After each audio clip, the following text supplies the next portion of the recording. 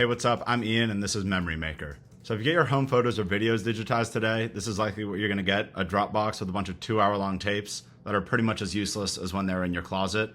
If I want to share this, I'm going to have to send them a link and then say go to video 13 minute 17. That's not going to work. It needs to be in Apple Photos with the rest of your content, just like this. So you can easily share it, favorite it, find your favorite clips.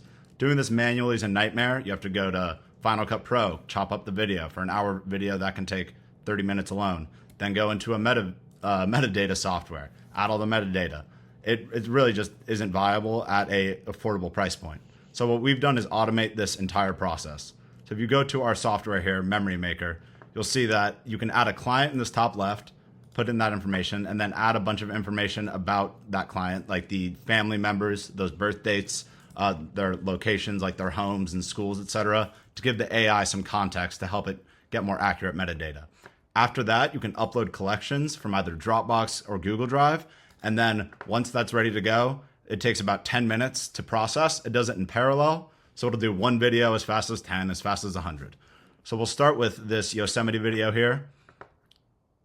So as you can see, the first thing that it did is split up the video into all these smaller clips. So we use Scene Detect and then double check those scene splits with Google Gemini because it gives out a bunch of false positives. So you can click through, check all of them in that bottom right video viewer. And all right, we like that. We're good to go. We'll go into metadata. As you can see, it groups all of these scenes by the date and location. So you can hover over, see the AI's justification, and then click and change it if you like for both the scene, for the location and metadata.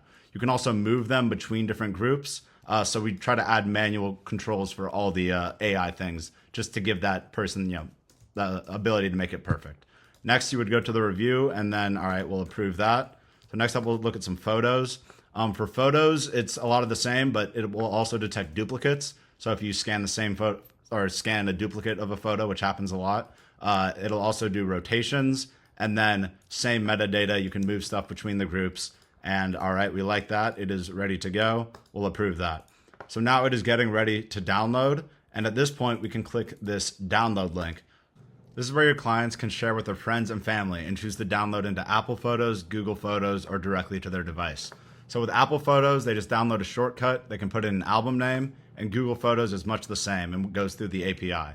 So you can see here some of our content downloaded into Google Photos. And as I showed you earlier, here it is in Apple Photos with the proper date and location, easily shareable and searchable. Getting this content into the camera roll is the only way to make it truly accessible to your average consumer. Your life didn't begin in 2010. Why should your memories?